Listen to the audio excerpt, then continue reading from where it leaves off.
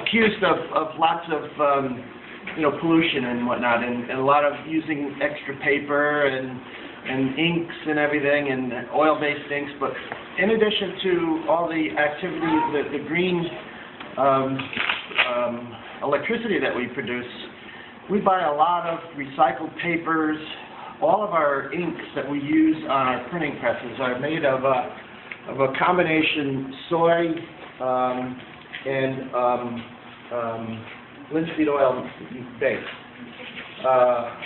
We're not using any oil-based inks at all anymore, but we are doing a lot of earth-friendly things in terms of the types of inks that we use to help reduce our pollution. And we buy a lot of, we don't buy everything recycled because the recycled papers are quite a bit more expensive. And we also have to be aware that people want to pay less for and not more for jobs.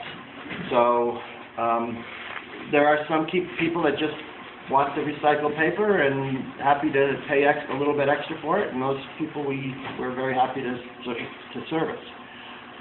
But anyway, so this is part of our printing press. This is a 6-color Heidelberg press. We do a lot of catalogs and brochures and you name it. We do things for Yale New Haven Hospital. We do printing for Yale University, Fairfield University, all kinds of corporations and people like that. We're planning on replacing this press. This press is a little older, and hopefully in a few months or so we'll have a newer press in its place. So the power comes in, yes. Is Germany still the place that makes the good printing presses, or is that? Yeah, Heidelberg. That's the company that we're going to go with again. We'll probably put that in the Heidelberg again. But Japan is making good printing presses. Komori and Akiyama, they're a good printing press manufacturer. But because our employees all know how to run the Heidelberg, it makes perfect sense, in my opinion, to get another Heidelberg. That way I don't have to train everybody to rerun a new press. How many people work here? Well, we have about 40-something employees. I've probably been here a long time. Yeah, a lot of people have been here a long time, very long time. So we can make our way. Anyway, somebody says that my glasses changed sides. I'm having trouble. Okay, now it's a little bit better. So power comes in over there, and basically, this is the meter that I was talking to you about before. This is all the meter on this side of the building that is fed from the turbine. So this big press, all the equipment in this room right here. This is our mailing room. You can come right in through here. This is a mailing operation. We do a lot of postcards, letters, direct mail pieces, and things like that. So this is the mailing room. You can come in this way. Okay. This is our bindery. Very neat. Everything is very stacked neatly and everything. Yeah. Well, we have to keep it under control. Yeah. This is a manual for a company called Notifier, Honeywell. It's a stitched booklet. You print it too, or you just bind it? No, we print it as well. Print it and bind it. Print it and bind it. Wow. I like the way you stack these up. Amazing. Yeah. Yeah, that's interesting. And so you can follow me. These will be all cut tomorrow. All this work has to be cut and folded. This is a mailer for, you can see this is a color job. This has been printed for color process. This is for a company called ANA. It's an advertising agency. We do a lot of work for them.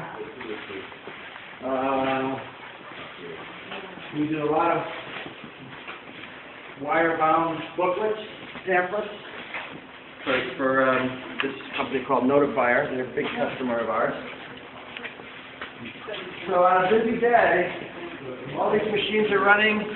the press is running, the bindery, the mailing operation is running, and there have been days when literally we're off the grid. Is it very noisy in here with all the machines? It's kind of noisy, but Do they have to wear like most people wear hearing protection. Ear, you know, the little green things that they put in their ears. Their ears, Yeah. You know, I encourage everybody to. We have safety Right. committees and everything. Everybody doesn't wear them. You can't force people to wear them. So come on up. Did we start, in this generation, is like your father started? Or No, my brother.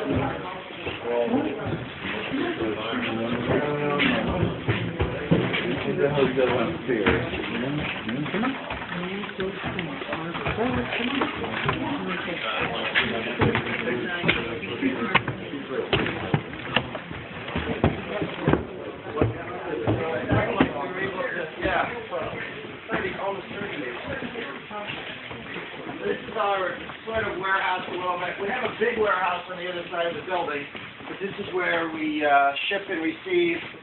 Paper comes in, paper goes out. We have another press room right over there. We can see the lights over there. I wanted to kind of leave the lights a little bit low, but so this is the office.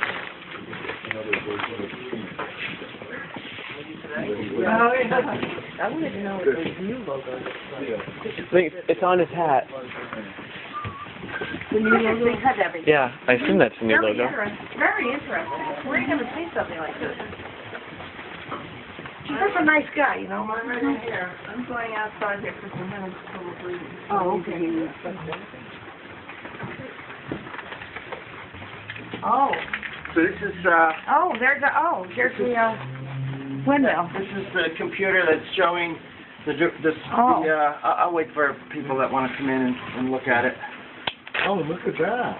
Cool. Yeah. Cool. All the This is how info on the... You can watch it on camera, pretty much. Well, I could if I wanted to sit here and stare at it. When I first put it in, I was sitting here all the time looking at it, but I don't do it as much anymore. So with the wind speeds that we have right now, we're at 44 RPMs, and we're at, again, for easy math, it's easier for me to do it in my head. Meters per second, miles per hour. Meters per second are like, miles per hour is like twice as fast as that. So we're experiencing around 10-mile-an-hour wind right now. Okay. Relatively low wind conditions. Before you got here, winds were about 15 to 20 miles an hour, and we were all the way up full RPM. But in the time that you came to where we are right now, the wind has died down, and that happens all the time. Sometimes the morning the wind would be very low, as I said, and then in the afternoon it picks up, and then it dies down again, and then it picks up again. So north, south, east, and west, as far as the wind direction, the wind is almost coming directly out of the west right now, and How could you tell because it's pointed this way? well, I know that the 0 is north, south. I know 90 is east, and I know 270 is west. So, so north, south, east, west. So, how do I know? Okay, that's a good question. I'm sorry. That thing is. This is like the wind, the turbine looking straight down, and that's the hub. The white line is the hub. The yellow line is the direction that the wind is actually coming at. So it's not changing. It's not changing because I told you before that it won't continuously yaw unless it's gone 10 degrees off of the wind direction. So otherwise that motor is working constantly, and so we don't want that motor to be constantly working. It'll change direction. It'll yaw into the wind if it changes direction 10 degrees in 10 minutes. If that makes sense. 10 degrees.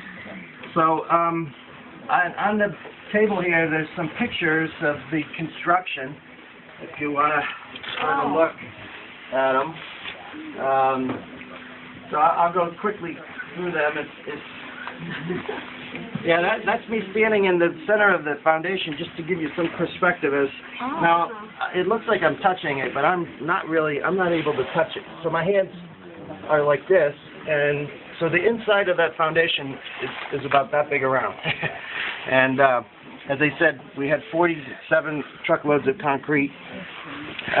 These are this big stack of things here are actually threaded rods. So that goes right down into the cement. You can see right here. That goes inside this. You can see how it is here. And then it gets all filled with cement. And then they poured more cement around the outside of it. And then when we were ready, the towers arrived. They took them off the truck. They started to assemble it. They assembled the hub. The blades are connected to the hub at that point. And we started erecting the turbine. And that's me at the end of the day up in the safety bucket. From beginning to end, how long did it take to fill it up? From when the time they started Probably, cleaning out the place? Yeah, I'd say that was 2 months. Only 2 months? Yeah. Oh, I'm surprised. 2 months.